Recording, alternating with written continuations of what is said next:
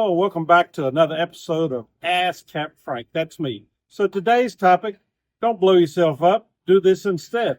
So the topic of this video came about from a discussion I had with a client during a marine survey, and he asked me what I thought was the most dangerous system on board. So I told him what I thought it was, but I also told him some simple ways to prevent it from being dangerous.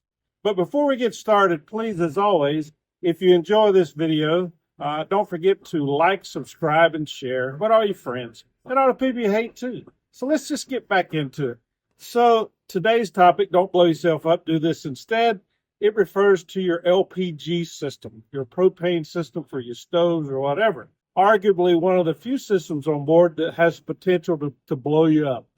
But while it can blow you up, there's also some simple precautions you can take to prevent it from blowing yourself up. And one of the simplest, easiest things to do is to conduct a leak down test. So a leak down test is a simple way to check your system just to make sure that it doesn't have any leaks, just like the name says, leak down test.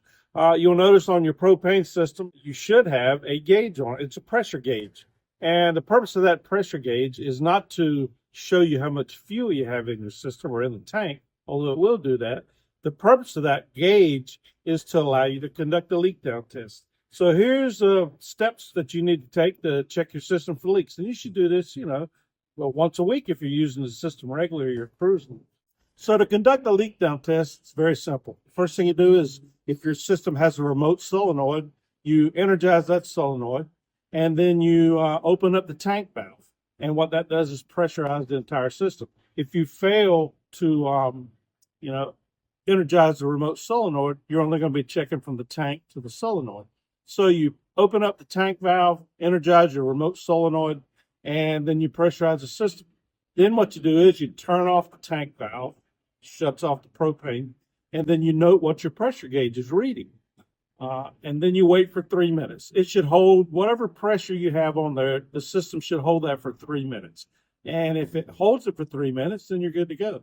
If it does not hold it for 3 minutes, you check the system after 3 minutes and the pressure's dropped. That indicates a leak, and that's something you need to take care of immediately.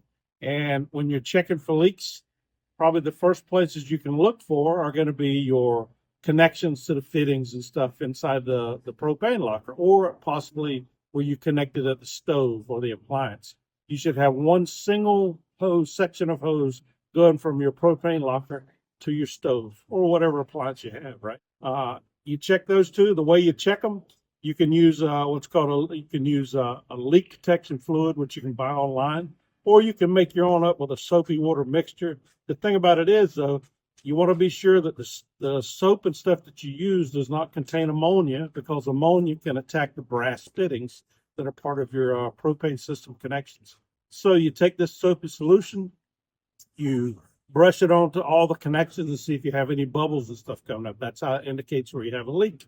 What you don't want to do, unless you want to top billing in the Darwin Awards, don't use a flame to check for leaks. Okay, it goes without saying, but there we go. Don't use flames to check for leaks. So you check the system, you check the connections.